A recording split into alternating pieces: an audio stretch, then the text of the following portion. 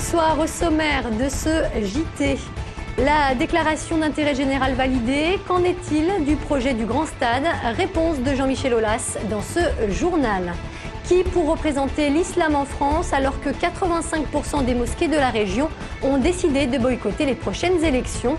Et puis les marchés lyonnais à l'assaut du web. Une association de commerçants vient de lancer un site pilote. Tandis que Gérard Collomb vient de signer aujourd'hui l'arrêté lançant les enquêtes publiques, Jean-Michel Aulas, lui, s'impatiente de voir enfin son Grand Stade sortir de terre. Avec plus de 3 ans de retard sur le calendrier initial, la construction de l'enceinte s'annonce des plus délicates. Délicate mais pas impossible selon le président de l'Olympique lyonnais. Il répond aux questions de Brice Jaurès. On revient avec beaucoup de péripéties à une normalité, à quelque chose qui non seulement va donner satisfaction à tous les amoureux de football, mais aussi à tous les citoyens de Lyon qui pensent que quand on crée un investissement aussi important, qu'on essaye de développer autant d'emplois, autant de ressources économiques au service de la collectivité, eh bien on est plutôt dans le bon sens des choses.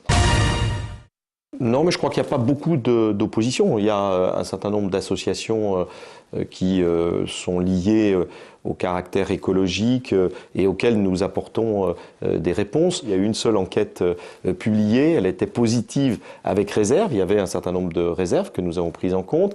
Et puis il y a eu une deuxième enquête publique qui a été cassée pour des questions de forme.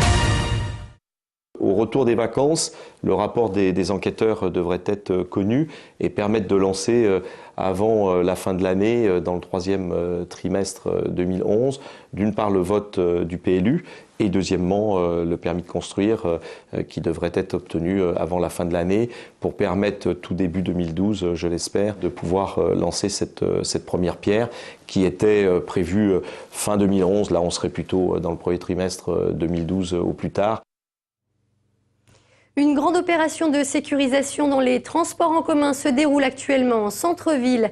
Près de 180 policiers, dont des CRS, effectuent des contrôles dans différentes stations de métro et de tramway. Une opération qui se veut avant tout dissuasive. Les derniers chiffres de la délinquance révèlent en effet un nombre d'agressions en forte baisse dans les TCL, de près de 11% par rapport à l'année dernière. Déserté depuis 2 ans, le quartier Groslay semble enfin se réveiller. Une grande enseigne de parfumerie vient en effet de s'installer. Il s'agit de Sephora, pourtant déjà présent sur la presqu'île. Quelques sociétés de services devraient également ouvrir leurs portes dans les prochains mois. De la simple poudre aux yeux pour les commerçants du quartier. Une quarantaine de locaux sont toujours en attente de commercialisation. On n'a pas remarqué encore beaucoup de va-et-vient dans la rue car évidemment sur on va dire 35 ou 40 magasins qui se sont fermés depuis ça fait 3 ans. Disons que Sephora est le premier qui se rouvre. Alors on espère que ça va insuffler quand même un petit peu d'air au quartier. Tout le reste est vide. Ça n'a rien changé au désert. Y compris sur des commerces de proximité qui souffrent énormément, comme ceux qui me sont voisins, qui se plaignent tous d'une chute importante de leur chiffre d'affaires depuis 5 ans. À quelques jours des élections représentatives, un vent de discorde souffle au sein des institutions du culte musulman. Depuis plusieurs mois, en effet, des voix s'élèvent pour dénoncer le système électoral, certains osant même évoquer d'éventuelles fraudes. Alors quand les querelles de chapelle s'invitent dans l'islam de France, c'est le gros plan de la rédaction, il est signé Jean-Marc Roffa.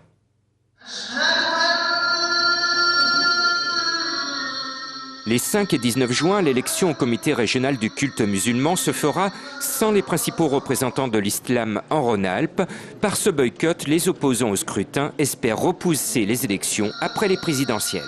Malheureusement, on n'a pas été entendu jusqu'à maintenant et j'espère que et les fédérations qui ont décidé d'y aller jusqu'au bout et surtout le ministère de l'Intérieur réfléchissent à 2 fois, dans notre région en tout cas, avec 85% de boycott.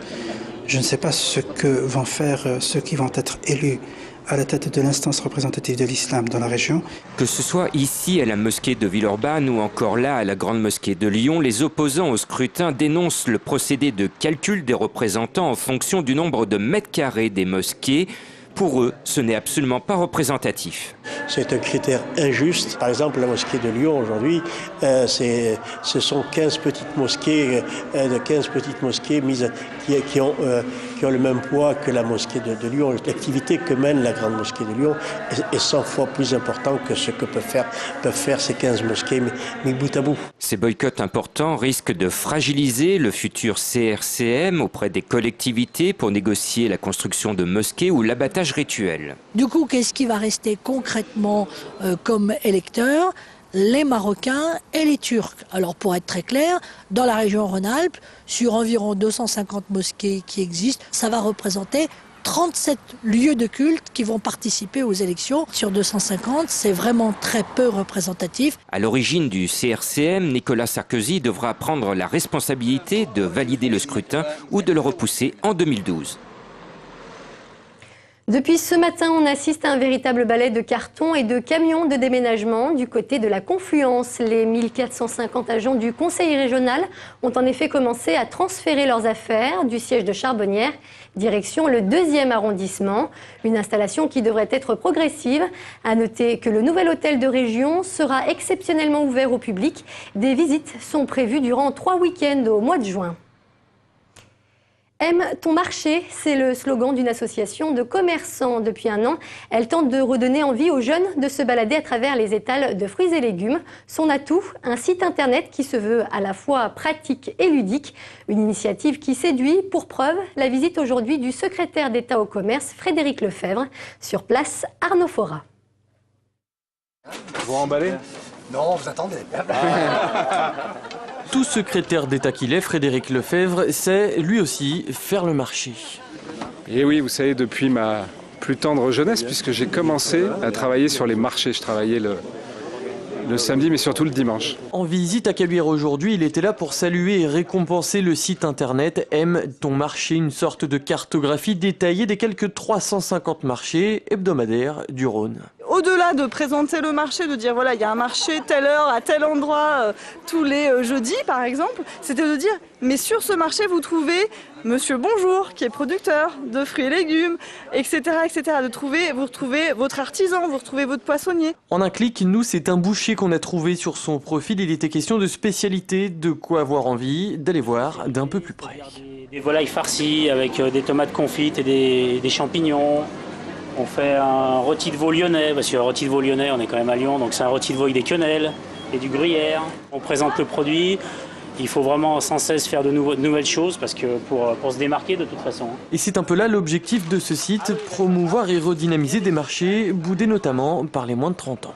Tout ce qui est grande consommation communique énormément, donc c'est important aussi que les marchés communiquent.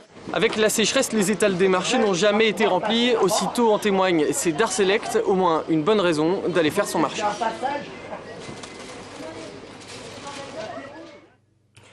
En attendant l'arrivée de la TNT prévue dans quelques semaines dans le Rhône, la RNT, entendez par là Radio Numérique Terrestre, débarque déjà à Lyon. Une quinzaine de stations, dont près de la moitié n'est pas disponible en FM, seront ainsi diffusées grâce à cette nouvelle technologie. Une technologie présentée ce matin par des membres du CSA, dont l'ancien journaliste Rachid Arabe. Seule contrainte pour les auditeurs intéressés, se munir d'un boîtier adapté. Et c'est la fin de ce journal. Merci de nous avoir suivis. Très bonne soirée sur TLM.